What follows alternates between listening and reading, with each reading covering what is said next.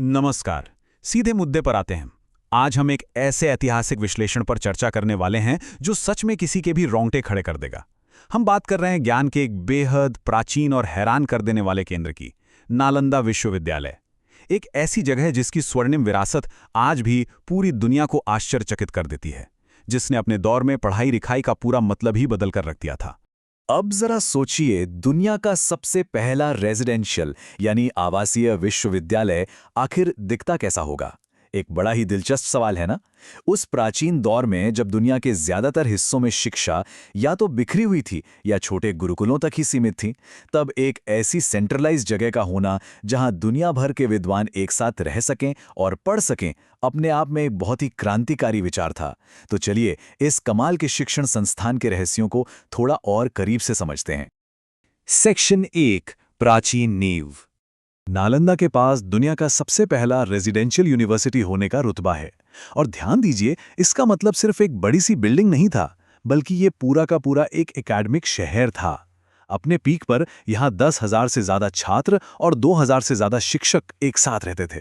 मतलब प्राचीन काल में इतने बड़े पैमाने पर दुनिया भर के विद्वानों के रहने, खाने और पढ़ने की ऐसी जबरदस्त व्यवस्था करना वाकई किसी चमत्कार से कम नहीं था। ये एक बहुत बड़ी लॉजिस्टिक अचीवमेंट थी। इसकी उम्र और इसके इतिहास को समझने के लिए हमें 5वीं शताब्दी में वापस जाना होगा। इस महान संस्थान की स्थापना गुप्त वंश के शासक कुमारगुप्त प्रथम ने की थी। ये भारतीय इतिहास का वो दौर था जिसे अक्सर स्वर्ण युग या गोल्डन एज कहा जाता है। आर्किटेक्चर हो, साइंस, आर्ट या लिटरेचर, सब कुछ बिल्कुल अपने शिखर पर था। और नालंदा इसी स्वर्ण युग की सबसे शानदार उपलब्धियों में से एक थी, जिसने आने वाली कई सदियों तक पूरे एशिया में ज्ञान की रोशनी फैलाई। सेक्शन 2, कैंपस का जीवन। यहाँ का कैंपस सच में किसी को भी हैरान कर देने वाला था।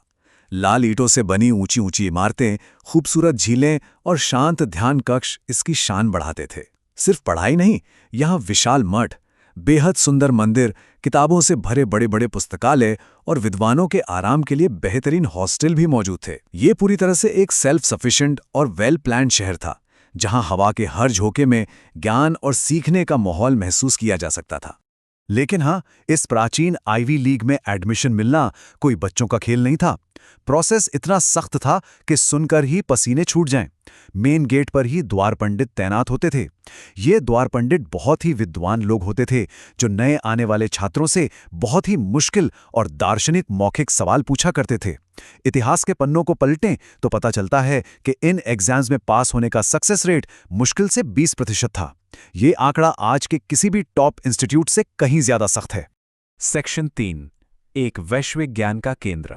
जो लोग अंदर आने में कामयाब हो जाते थे, उन्हें ऐसी बेजोड़ एजुकेशन मिलती थी जिसकी कोई मिसाल नहीं है।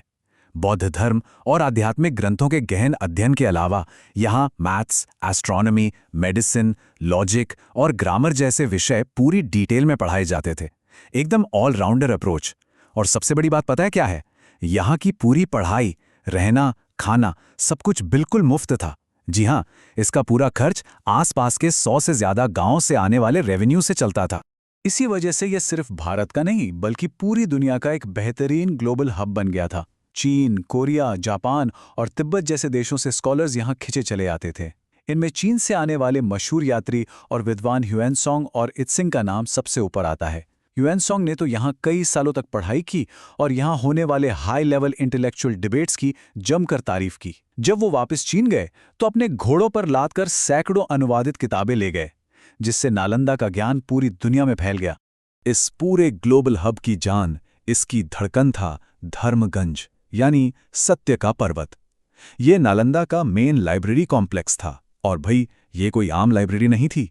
इसमें 3 बड़ी बिल्डिंग्स शामिल थीं: रत्नसागर, रत्नोदिधि और रत्नरंजक। इनमें से रत्नोदिधि तो 9 मंजिला ऊंची एक गगनचुंबी इमारत थी, जो पूरी तरह से अमूल्य हाथ से लिखी हुई पांडुलिपियों से खचाखच भरी थी। मानव इतिहास में ज्ञान का इससे बड़ा और जरूरी कलेक्शन शायद ही कहीं और था। सेक्शन 4, पतन और स्थायी विरासत। लेकिन पढ़ाई और सीखने का ये सुनहरा दौर एक बहुत ही दर्दनाक और हिंसक अंत पर आकर रुका। एक वक्त जहां हजारों अमूल्य किताबें थीं, वहीं 12वीं शताब्दी आते आते सिर्फ खंडहर बचे। इतिहास बताता है कि बख्तियार खिलजी के एक विनाशकारी आक्रमण ने इस ज्ञान के मंदिर को पूरी तरह तबाह कर दिया। एक बेहद दर्दनाक ऐतिहासिक किंवदंती है कि धर्मगंज लाइब्रेरी में इतनी लाखों किताबें और मैन्युस्क्रिप्ट्स मौजूद थीं कि उसमें लगाई गई आग लगातार 3 महीनों तक धधकती रही। सदियों की मेहनत, संचित ज्ञान और अमूल्य शोध बस राख बनकर रह गए।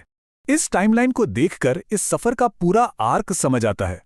5वीं शताब्दी में कुमारगुप्त प्रथम ने कितने बड़े सपनों के साथ इसकी नींव रखी थी। फिर 12वीं शताब्दी में इसका वो दुखदायी अंत हुआ। लेकिन कहानी यहां खत्म नहीं होती। आज के वक्त में बिहार में इसके खंडर एक यूनेस्को वर्ल्ड हेरिटेज साइट के रूप में सुरक्षित हैं।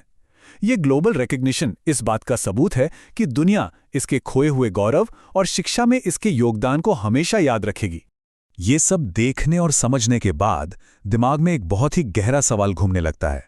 जरा कल्पना कीजिए, अगर नालंदा की वो लाइब्रेरी बच गई होती, अगर वो लाखों अमूल्य किताबें राख न हुई होती, तो आज दुनिया की साइंस और फिलॉसफी का इतिहास कितना अलग होता।